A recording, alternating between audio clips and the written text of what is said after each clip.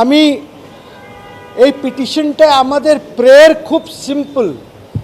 আমরা অনেক কথা বলেছি, চেয়েছি কি একটা কমিশন অফ ইনকোয়ারি চেয়েছি, যে ইউনূস সাহেবের আমলে যা কিছু ঘটেছে একটা ইনকোয়ারি করতে। এই যে আমাদেরকে দাসত্বর মধ্যে নিয়ে গেছে আমেরিকার, বা এই যে টিকা বাচ্চারা মারা যাচ্ছে, কেন এইগুলি কিনা হয় না, এইসব টোটাল।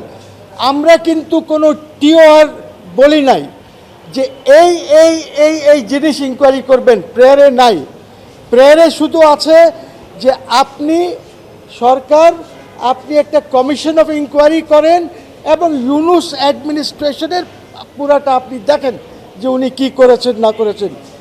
টার্মস অফ রেফারেন্স কমিশনের কি হবে এইটা সরকার ঠিক করবে। আমরা বলি নাই আমাদের পিটিশনে যে এই টার্মস অফ রেফারেন্স। তো আমি মনে করি অ্যাটর্নি জেনারেল সাহেব এসেছেন, উনি বলেছেন যে আমি একটু জেনে আসি, অর্থাৎ উনি ইনস্ট্রাকশনস নেবেন। Very good, fair enough. আমরাও চাই যে উনি ইনস্ট্রাকশনস নিয়ে আসুক, এবং যদি ওনারা সরকার মনে করে যে না কোনো ইনকোয়ারি আমরা করব না, আপনারা দেখবেন, জনগণ দেখবে, এটা আমার করার কিছু নাই।